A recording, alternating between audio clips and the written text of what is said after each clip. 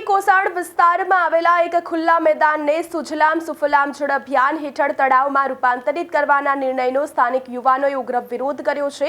આશરે 100 થી વધુ યુવાનો કલેક્ટર કચેરી પહોંચ્યા હતા અને આક્ષેપ કર્યો હતો કે અમુક ભૂમાફિયાઓ સરકારી અધિકારીઓ સાથે મળીને માટી કાઢવાનું કૌભાંડ કરવા માંગે છે।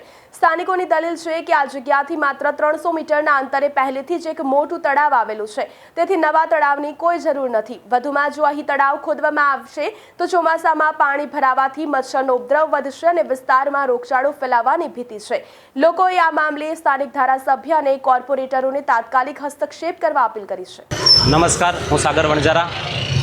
આપણે ward number 1, ward number 2 Amroli, Variyav, Tarwadi, Chhaparabhatha યુવાનો માટે જે સરકારી જગ્યા છે બ્લોક નંબર 796 વાળી, ત્યાં રોજે સવારે 100 થી 200 યુવાનો ત્યાં મેચ રમે છે, સરકારી પરીક્ષાઓની તૈયારી કરે છે અને એ યુવાનો દરરોજ ત્યાં રમે છે। તેમના ભવિષ્ય સાથે ચેડા થઈ રહી છે।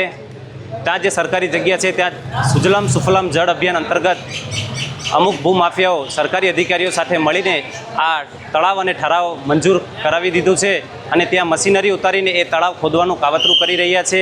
આજે અમે સૌ 100 થી 50 યુવાનો ત્યાંના રહીશો અમે ત્યાં આવેદનપત્ર આપવા આવ્યા છીએ કલેક્ટરશ્રીને, મામલતદારશ્રીને અને ભૂસ્તર શાસ્ત્રીશ્રીને આવેદનપત્ર આપીએ છીએ કે આ સરકારી જે જગ્યા છે એ ખાલી મેદાન જ રહે, તળાવ ન ખોદાય અને યુવાનોના ભવિષ્યની ચિંતા કરી આ કામગીરીને મંજૂરી ન મળે તેવી અમે આશા રાખીએ છીએ।